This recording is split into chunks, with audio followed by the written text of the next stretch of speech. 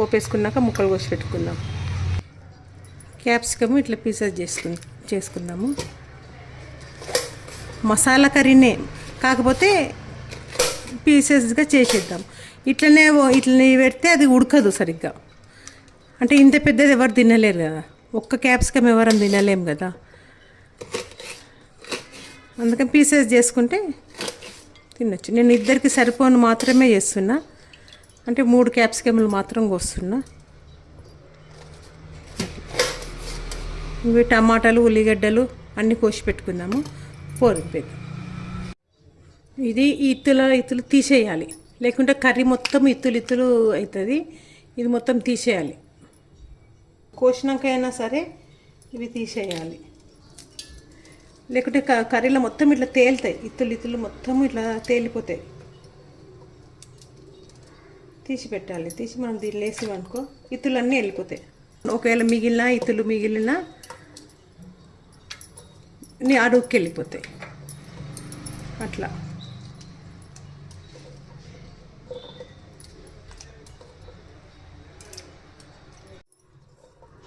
Oil కాగింది.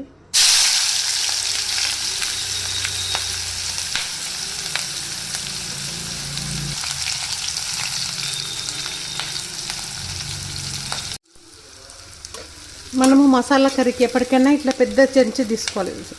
మనము చిన్న spoon ఇట్లా గుంత ఉన్నది తీసుకుంటాము.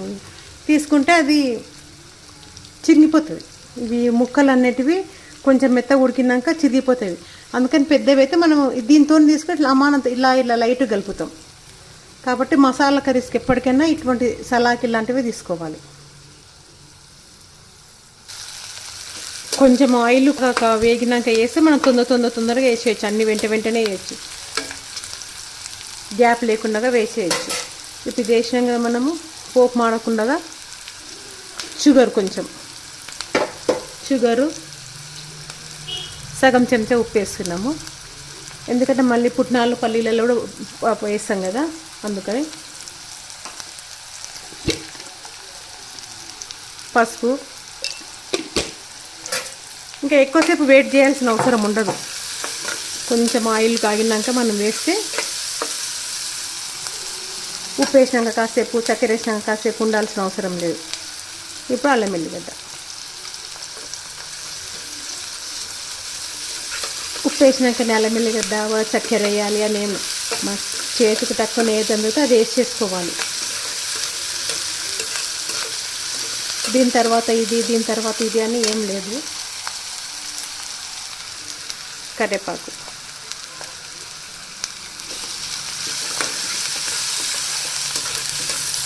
ఇప్పుడు మనము దీనిలో మసాలా పల్లీలు నువ్వులు గ్రైండ్ చేసి పెట్టుకున్న మసాలా వేసాం. కొబ్బరి పల్లీలు నువ్వులు గ్రైండ్ చేసి పెట్టుకున్నాం, అది వేసేద్దాం.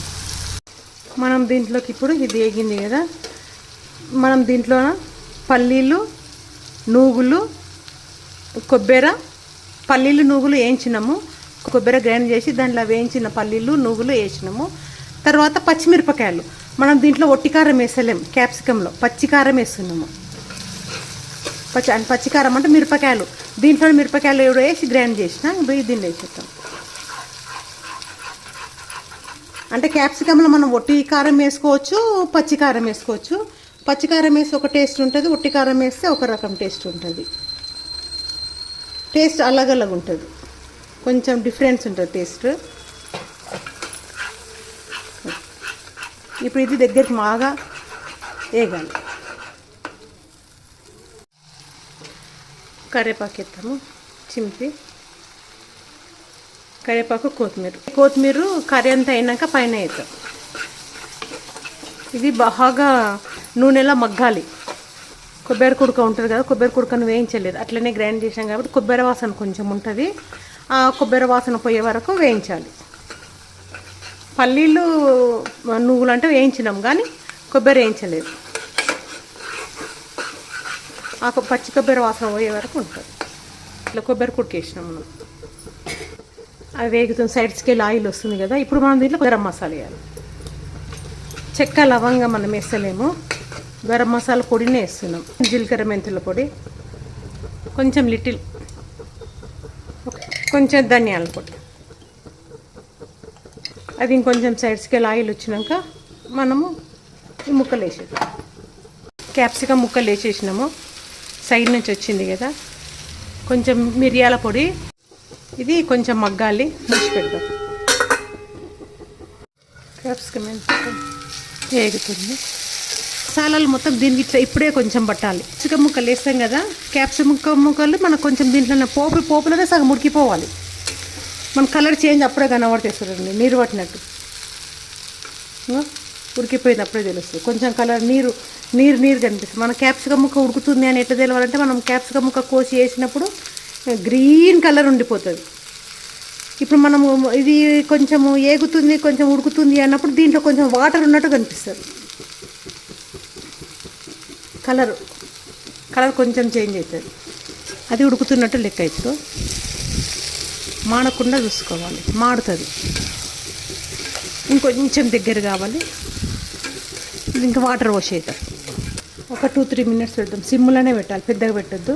సిమ్లోనే పెట్టి ఒక 2-3 మినిట్స్ అయినాక ఈ వాటర్ పోసేద్దాం.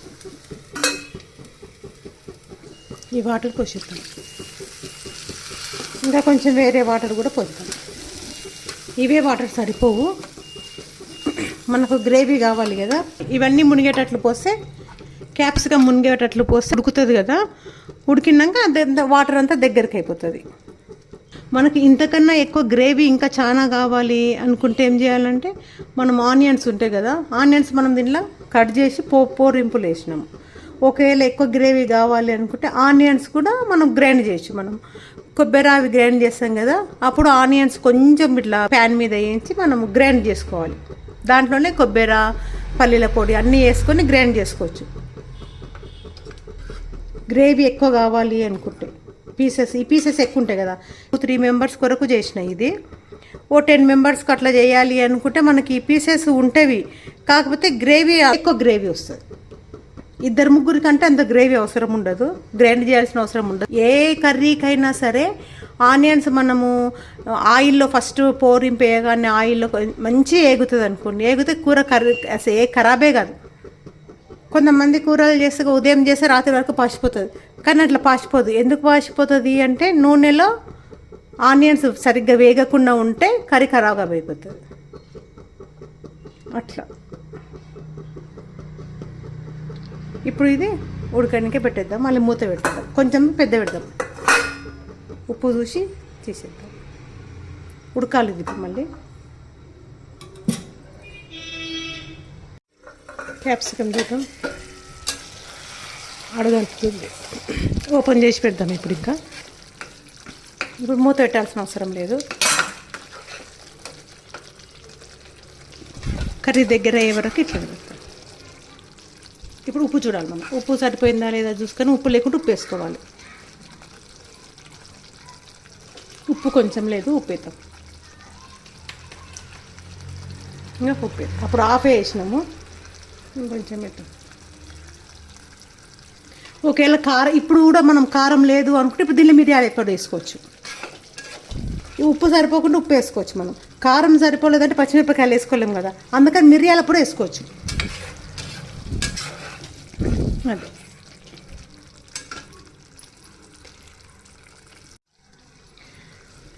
కర్రీ అయిపోయిందని ఇంకా మనము కొత్తిమీర వేసి ఆఫ్ చేసేద్దాం. ఇప్పుడు మనం పచ్చి కొత్తిమీర ఇట్లా కూరల్లో వేసి మూసి పెడితే అదొక మంచి స్మెల్ వస్తుంది. కర్రీలో వేస్తే ఒక స్మెల్ వస్తుంది. కర్రీ అంతా అయినాక ఇట్లా కర్రీ మీద వేసి మూసి పెడితే అదొక స్మెల్ వస్తుంది. ఆఫ్ చేసాం, అయిపోయింది.